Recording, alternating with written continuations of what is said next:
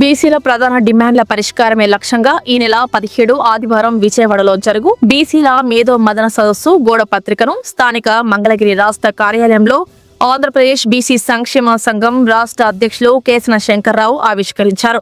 దానికి అనుగుణంగా నెల్లూరు జిల్లా అధ్యక్షులు పలమాల శ్రీహరిరావు మాట్లాడుతూ బీసీలకు రిజర్వేషన్లు, ప్రభుత్వ ఎన్నికల వాగ్దానాలైన తదితర అంశాలన్నిటిపై బీసీల మేధో మదన సదస్సు విస్తృతంగా చర్చిస్తారని తెలియజేశారు.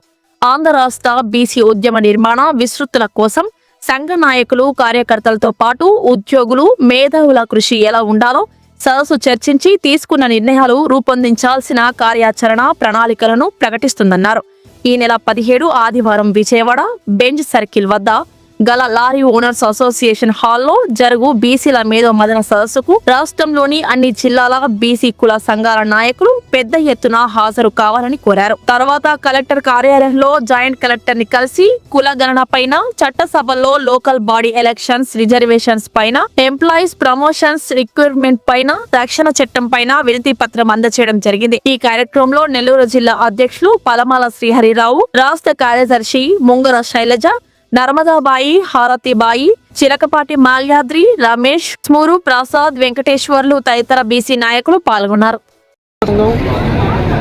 రాష్ట్ర అధ్యక్షులు కేసన శంకర్రావు గారి ఆదేశాల మేర ఈరోజు కలెక్టర్ గారికి రిప్రజెంటేషన్ ఇవ్వడం జరిగింది. ఇందులో ముఖ్యంగా జనగణన ఆల్రెడీ స్టార్ట్ చేశారు.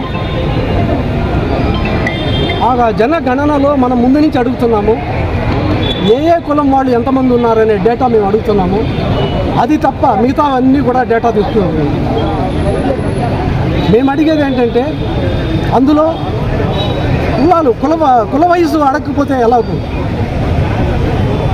ఒకసారి జనగణన జరిగేటప్పుడే మీరు కులాలు అడగకుండా జనగణన మీరు చేసేసి వేరే డేటా తీసుకుంటే మీరు హౌసెస్ ఏంటి, ఇంకా డేటా ఏంటి, ఫైనాన్షియల్గా వాళ్ళు ఏంటి, ఇవన్నీ డేటా అడుగుతున్నారు తప్ప వాట్ ఈజ్ హిస్ క్యాస్ట్, ఏమి క్యాస్ట్ ఏందనేది ఎందుకు అడగట్లేదు అనేది మా బాధ. మేజర్గా బీసీలు ఈరోజు 50 to 60% ఉన్నారనే విషయం అందరికీ తెలుసు. కానీ ఆ డేటా 1931లో బ్రిటిష్ వాళ్ళు చేశారు. మరి ఇప్పుడు ఎందుకు చేయట్లేదు?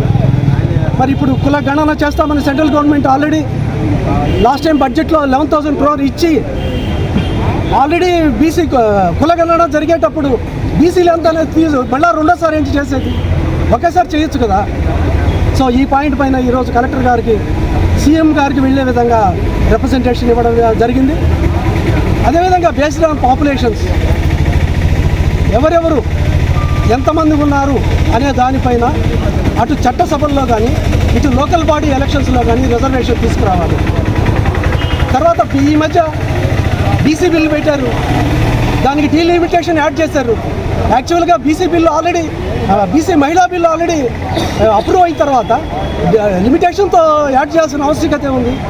మహిళలు 33% వీ విల్ యాక్సెప్ట్, మేము ఒప్పుకుంటాం దానికి. కానీ బీసీల కోటా ఎంత 50 to 60% ప్లస్ ఎస్సీ ఎస్టీ వీళ్ళందరూ కూడా ఉన్నారు. మరి వాళ్ళకు కూడా కోటా ఇవ్వాలి కదా.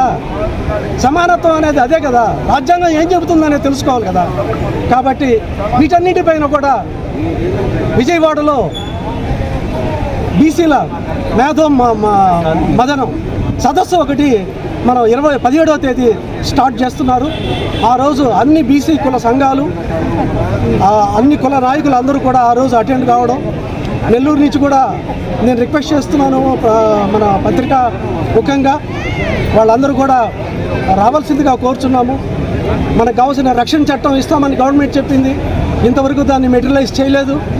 అదేవిధంగా ఎంప్లాయీస్కి తీసుకొస్తే ఎస్సీ ఎస్టీస్కి ఏ విధంగా అయితే ప్రమోషన్స్ ఇచ్చారో అదేవిధంగా ఉద్యోగాల్లో ప్రమోషన్స్ ఇవ్వాలి. క్రిమీ లేయర్ తీసుకొచ్చారు. క్రిమీ లేయర్ యాక్చువల్గా ఈడబ్ల్యూఎస్ 10% పెట్టారు. ఈడబ్ల్యూఎస్ 10% క్రిమీ లేయర్, మరి బీసీలకి ఎందుకు క్రిమీ లేయర్ పెట్టడం? కాబట్టి ఇటువంటివన్నీ కూడా ఈ మేధో మదన సదస్సులో డిస్కస్ చేస్తారని తెలియజేస్తూ ఈరోజు మేము కలెక్టర్ గారికి విన్నవించుతూ అందరూ బీసీలు అందరూ కూడా రేపు 17వ తేదీ విజయవాడకి బెంచ్ సర్కిల్ దగ్గరికి రావాల్సిందిగా కోరుచున్నాము. నేను రాష్ట్ర కార్యదర్శిగా మహిళా కార్యదర్శిగా పనిచేస్తూ ఉన్నాను. ఈరోజు రాష్ట్ర అధ్యక్షుల వారి కేశవ శంకర్రావు గారి ఆదేశాల మేరకు నెల్లూరు జిల్లా అధ్యక్షుల వారి పరమల శ్రీహర్రావు గారి ఆధ్వర్యంలో నెల్లూరు జిల్లా కలెక్టర్ గారికి వినతి పత్రం సమర్పించడం జరిగింది. దీంట్లో ముఖ్యంగా స్థానిక సంస్థల్లో బీసీలకి రిజర్వేషన్ కల్పించాలని కోరుకుంటా ఉన్నాము. అదేవిధంగా మహిళా రిజర్వేషన్ చట్టాన్ని సవరించి మహిళలకు జనాభా తమాషా ప్రకారం బీసీ మహిళలకు రిజర్వేషన్ కల్పించాలని కోరుకుంటా ఉన్నాము. అదేవిధంగా బీసీ రక్షణ చట్టాన్ని త్వరితగతిన అమలుపరచాలి.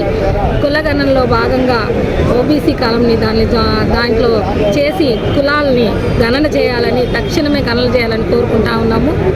అదేవిధంగా జనగణన చేయడమే కాకుండా బీసీ కుటుంబాలు ఏ విధంగా ఆర్థికంగా రాజకీయంగా ఏ విధంగా అభివృద్ధి చెందున్నాయో కూడా సమగ్రంగా విచారణ జరిపించాలని దాన్ని సీఎం గారి దృష్టి వరకు వెళ్ళాలని ఈరోజు కలెక్టర్ గారికి వినతి పత్రం సమర్పించడం జరిగింది.